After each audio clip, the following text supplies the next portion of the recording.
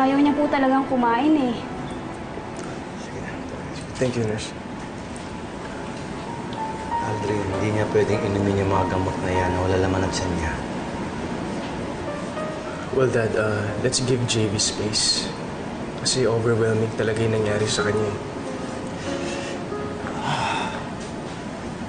Aldrin, we don't have time for that.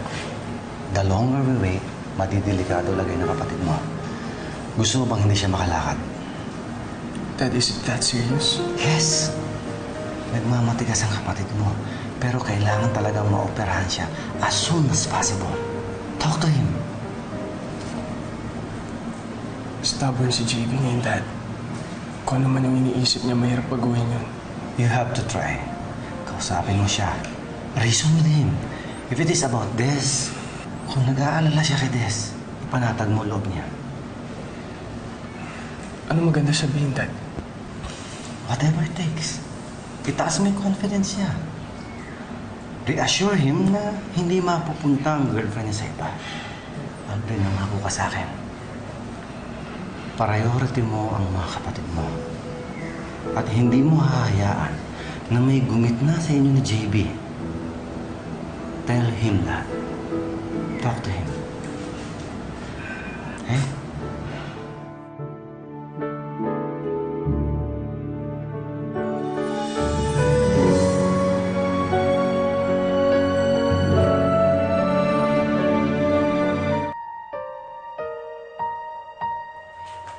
Oh, bakit tulala ka na naman dyan? Pinoproblema mo na naman yung boyfriend mo. Tino. Ewan. Ano ba kasing dapat kong gawin, Daday? Pag ang boyfriend may sakit, dapat dinadalaw. Tama? Tama! Oh, alam mo naman pala eh. Kaso, ang problema, ayaw mo. Hindi naman sa ayaw ko. Ayaw mo nga, kaya nag-iisip-isip ka dyan kung sino ba talaga yung gusto mo. Umamin ka na kasi na si Aldrin yung gusto mo. Balita ko, Tol. Ayaw mo daw pumunta na Amerika? Dahil kay Des? Kaya ayoko siyang iwanan. Baka pagbalik ko dito, wala na siya. Tol, hindi mangyayari yun. Paano ka nakakasiguro? Look, JV. Sinagot ka niya. Girlfriend mo na siya. Para gawin niya yun, may ibig sabihin yun. Ang ibig sabihin nun, iyong-iyo na siya. So you don't have to worry. Kita mo naman, kuya. Ang ganda niya.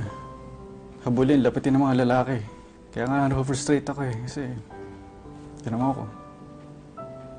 Nang wala akong kwentang boyfriend, di ko siya mabantayan.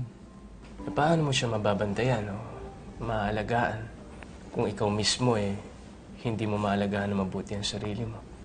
Kaya alam ko naman yun eh. Kaya nga pinipilit kong makalakad ka agad. Kung may pwede lang sana akong pag-iwanan sa kanya eh. Kuya? Kuya, pahig na ako pumunta ng stage tsaka magpagamot. Kung may ipapromise ka sa akin. Sige, talan to. Bantayan mo si Des. Kailangan ko na may iwan sa kanya habang wala ako. Kung magbabantay sa kanya, ikaw yun.